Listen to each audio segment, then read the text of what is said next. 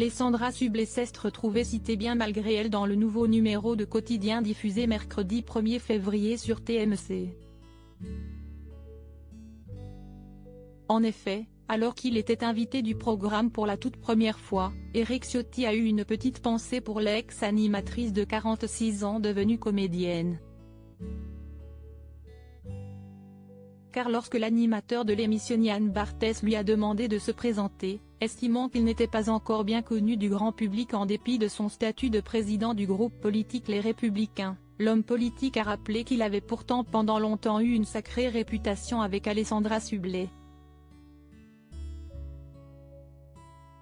Le public, note de la rédaction, me connaît un peu plus depuis que quand Lou m'a décrit en amoureux transi d'Alessandra Sublet, s'est-il amusé à souligner. Et d'expliquer que cela lui collait toujours à la peau, ça a beaucoup contribué à ma notoriété puisqu'on m'en parle dans la rue. Si est souvent la première réaction, on me demande des nouvelles d'Alessandra Sublet.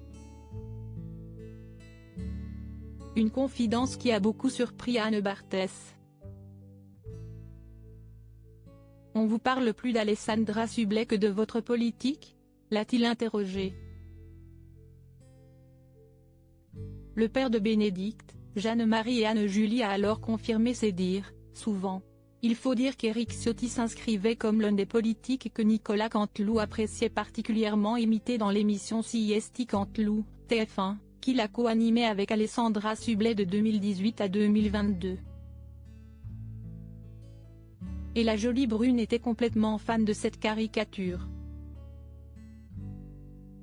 Il y en a 3 que j'adore, Nicolas Sarkozy, François Hollande et j'aime aussi son imitation d'Éric Ciotti, avouait-elle lors d'une interview pour Paris Match réalisée en 2019. Et de continuer, il le fait en étant juste à hauteur de la table. Il y a un côté un peu burlesque qui m'éclate.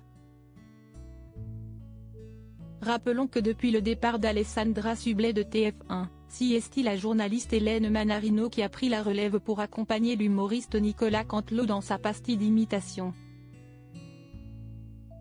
La brunette avait fait ses débuts à la rentrée 2022.